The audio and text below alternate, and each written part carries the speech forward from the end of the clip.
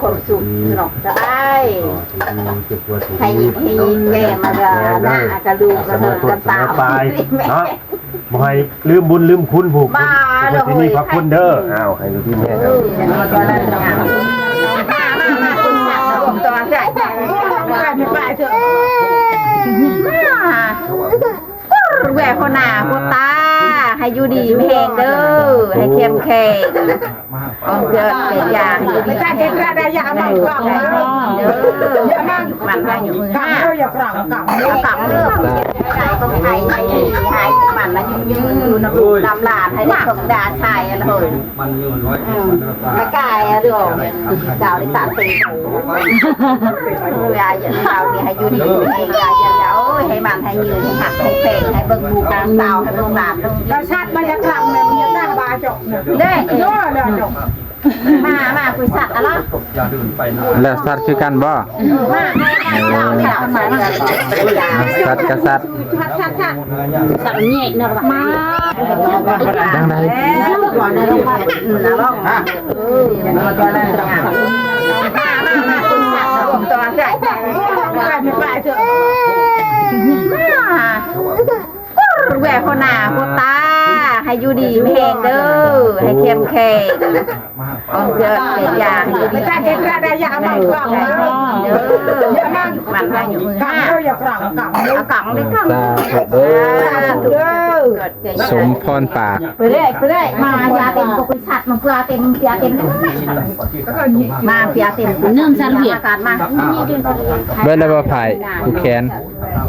รวยยาเต็มหมดยาอยู่ดีก็เนี่ยเป็นไรยาดีสาวสบายทำบนภูตอนคืออยากจะไปอันเขาชาเดินยาดีกำลังผูกแขนน้องแตงเดี๋ยวเสือที่สบายยาโดนแห่งเกิดยาความไข่หนังกระเจเหล็กกระเจท่องหุงกระเจแก้วเขาจะใส่กระเจขวัญณกันตังกัลยากันตังโมกันตังกัลยากันตังยะวะเสวังโอสะโหเตเลกลาโพอีหิสวาหุณขอดหมูอัดยักขึ้นขังอย่าวังพุทธุ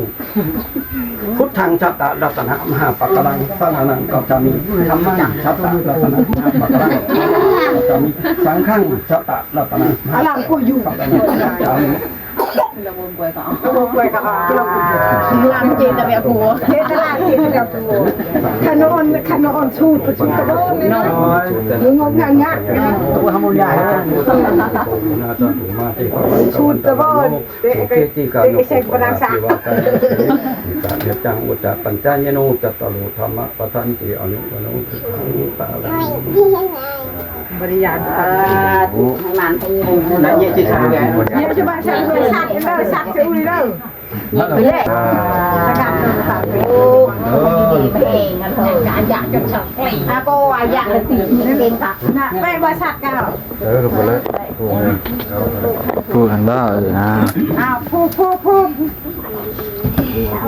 ปัจจุบันไปมาได้ที่ช่างใหญ่ที่ช่างใหญ่ดำเลยเด้พวกคนมาในคนที่ช่างใหญ่ดำที่รับขายเวลาฆ่าไก่มันหัก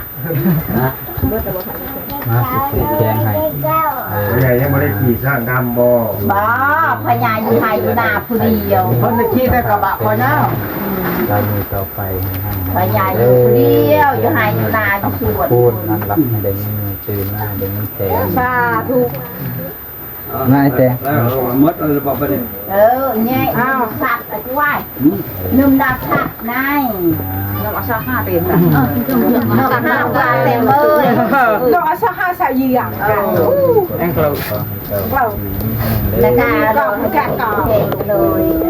เอามาไม่จับก่อนเราเลยเลยเราเลยเสร็จปากนั่นหนุ่มเลยเนาะเบิดมือผู้ไว้ให้ยามเขาได้ไปแต่เช้าได้ทำคุณมาต้องมาเตะทำก็กินข้าวผมพ่อเอาไปถอยไปข้าวเช้าเลยจับขอได้อันนี้ก็ต้องจ้าเราจะปลือกันก็ตะบันจ้าเราปลือเด้อโจยเอ้ย อันนี้โอเคน่ะไม่ บรรยากาศตอนนี้ก็ได้ผูกคอต่อแขนเสร็จเรียบร้อยไปพี่น้องเนาะก็ถือว่าจะได้ กำลังด้วยแล้ว วันนี้ก็ เอาก็รู้ว่าเลือกพนันมาใส่พอดีมาใส่เซลหน่วยได้คืนเพื่อนใหม่อันนั้นดีอันนั้นดีก็งาม ก็สิจบพิธีแล้วไปพี่น้อง ใส่บัวใส่ นี่บ่าวจอยได้มาผูกโอ้แบ่งบาทอันนี้ น้ำมันทันได้กินตกกินลงท้องมาแล้ว ระวังเด้อระวังบาทเด้อเงินบาทเด้อ ใกล้เป็นหาทุกอย่างเฮ้ยเอาที่ไหนทุกอย่างนะมาทุกอย่างบาทมาชาวบ้านทุกอย่าง ตะพื้นมาเป็นยังไงบ่ ใส่อยู่ดีแห้งเลยคุณเกินใหม่เลยให้ยิงแกมใส่กับผูกับพี่นอนกันในเตียงปันหอใหญ่ๆหั่นนั่นก็ดีก็งามนอนขนาดใส่กันยิ้มไปเปิดตัวตรงเบานั่นแหละฝากกระป๋องเขาไปตีเวนตีเวียงก็ไปนอนคัดค้างหันที่เป็นสั่งเก่าเราเป็นนี่แหละเดือนกำลังบักใหญ่นางงออยู่ อันไหนลงไปว่ามาเด้อ ไปเด้อขบวนปลา อย่ามาใกล้ๆพันเด้อ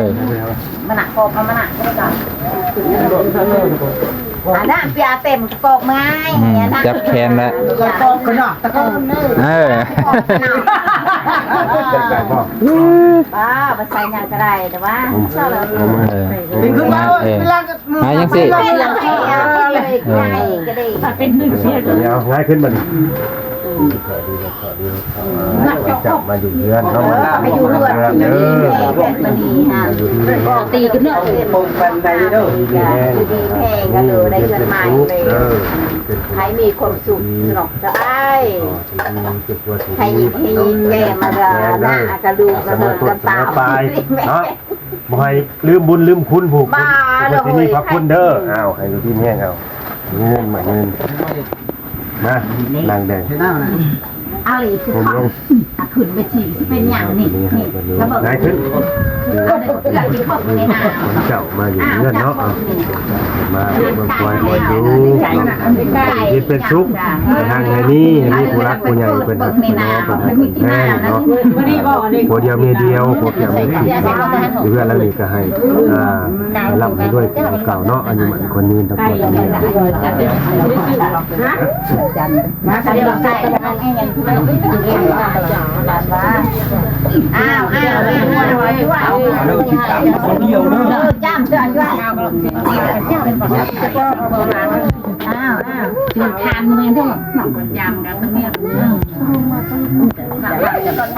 จำถ้าเข่านี่แล้ว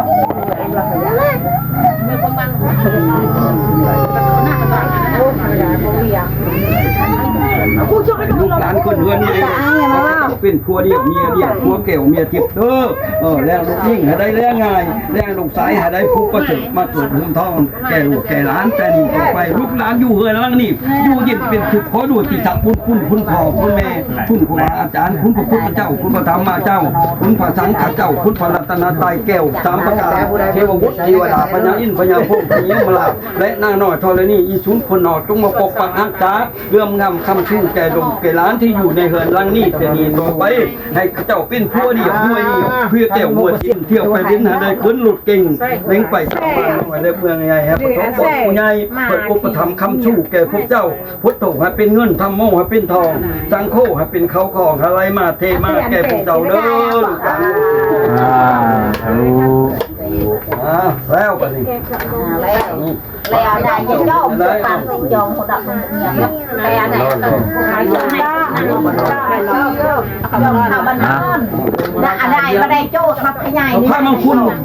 เที่ยวเขามา แต่โจ้ทำเรื่องนะ ปดออกปดออก รอเพื่อนท่าน ปดออก ปวดอ่างไม่ได้ปวดออกแล้วเกี่ยวไว้เพื่อนบอก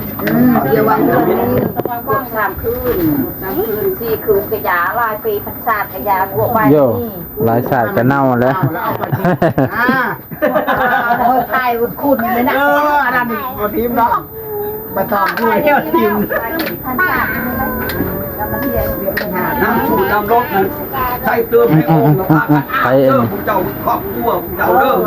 ฮดขันใดเฮือนเศร้าเฮือนเศร้าเฮือนแล้วก็ฮดผู้เฒ่าเด้อน้ำสูบน้ำรถ ไปพี่น้อง EP 2ก็สิได้จบเพียงเท่านี้ก็หลังจากเพิ่นก็ถือว่าผูกคอต่อแขนให้ซึ่งกันและกันผูกคอผูกแขนให้เจ้าเพื่อนเจ้าภาพก็ถือว่าเสร็จสิ้นตอนนี้ครับเพิ่นจะจบพิธีเนาะเพิ่นก็สิได้เอาผ้าขวัญเอาไว้ในห้องส้วมเพื่อจะให้มันครบ3 คืนนะ3 คืนเพื่อเป็นสิริมงคลแก่เจ้าเพื่อนไปพี่น้องก็หนาก็ล้างแล้วก็หนาก็ล้างแล้วอ่ะ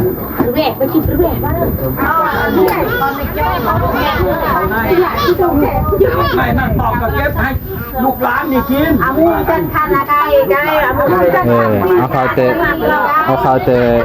ผ้าขวัญเอาแต่ผ้าขวัญเขาโอ้ท้องนั่นแหละเอาเขามา เดี๋ยวหนูจะไปตอบ กินดูนี่ไม่นั่งตอบเก็บให้ลูกให้หลานเอาใส่ขันเล่นให้ลูกให้หลานกิน ถ้าจะไผ่ผู้เขียนสาวพรวิไลผูกให้เบานุ่งให้พี่น้องเฮ้ย10,000 กีบกันได้สาวพรวิไลผูกแขนให้แล้วบาทนี่ตาจ้าค่ะตาจ้าค่ะเปิดประตูไปถึงหัวนอนเลย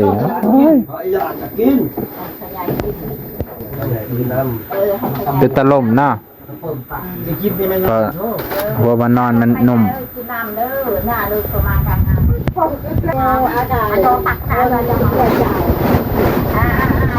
บ่เป็นยังหรอกครับ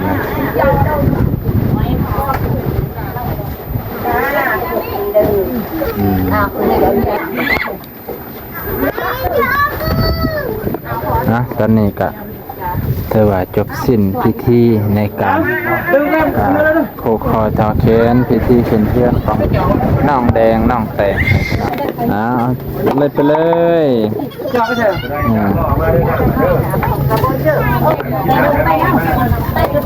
น้ำแดงน้ำขาวให้พี่น้อง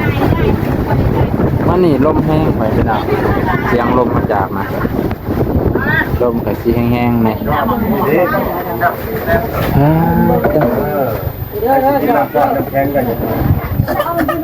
นายจับมันแข็งนั่ง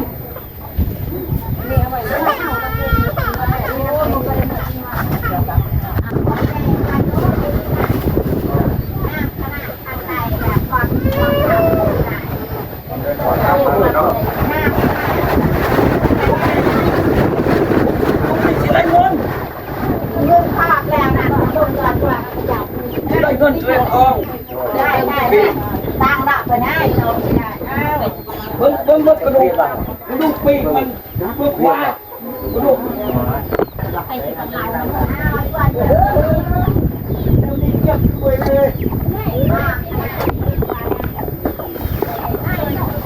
ตอนนี้ทีมเห็ดกิน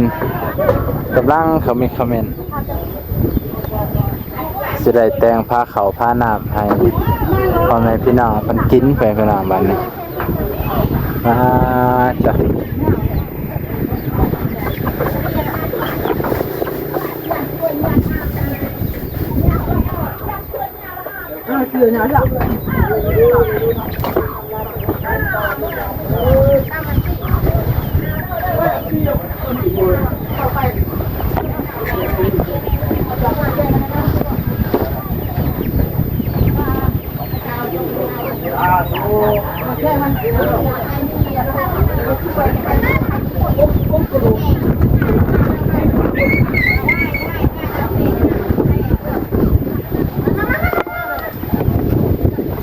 โอเคพ่อแม่พี่น้องเบิ้งสุคนกับสิจบเพียงเท่านี้กันเด้อพ่อแม่พี่น้อง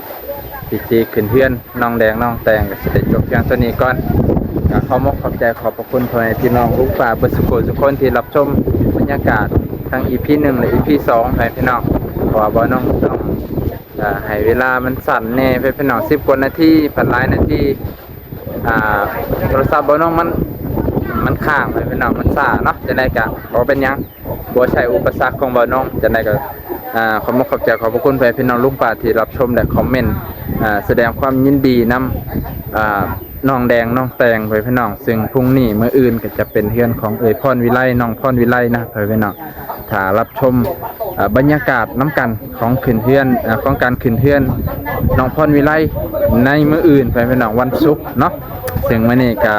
ถือว่าจบไปด้วยดีบรรยากาศอบอุ่นพี่น้องญาติพี่น้องเพิ่นก็มาให้ความคำคูณมาผูกคอต่อแขนน้องแดงน้องแตงพี่น้องถือว่ามื้อนี้ก็ถือว่าเป็นเมืองเลิกงามยามดีว่าซั่นเถอะมื้อนี้บ่น้องขอขอบคุณขอบพระคุณพ่อแม่พี่น้องลุงป้าที่รับชมติดตามและคอมเมนต์แสดงความยินดีนำกับน้องแดงน้องแตงจะได้กะขอให้ทุกคนอยู่ดีมีแห้งเก็บอย่าได้ขายอย่ามีสุขภาพแข็งแรงสุขกายสบายใจร่ำรวยเงินทองมั่งมีสีสุข